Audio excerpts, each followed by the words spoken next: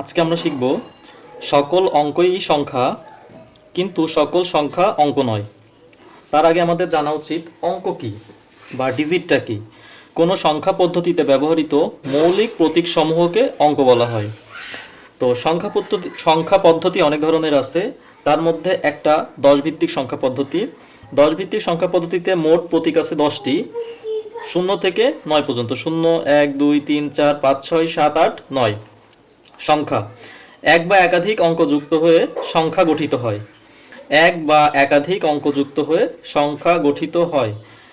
এক অঙ্ক বিশিষ্ট সংখ্যা 0, 1, 2, 3, 4, 5, 6, 7, 8, 9 এবং এক বা একাধিক অঙ্ক 10, 25, 35, 57। সুতরাং আমরা দেখতে পাচ্ছি 10 একটা সংখ্যা হলেও 10 কিন্তু কোনোভাবেই অঙ্ক হতে পারবে না, কারণ 10-এর মধ্যে দুইটা অঙ্ক বিদ্যমান। 57 একটা সংখ্যা হলেও 57-এর মধ্যে দুইটা অঙ্ক বিদ্যমান, একটা 5 আর একটা 7। সুতরাং আমরা বলতে পারি সকল অঙ্কই সংখ্যা কিন্তু সকল সংখ্যা অঙ্ক নয়।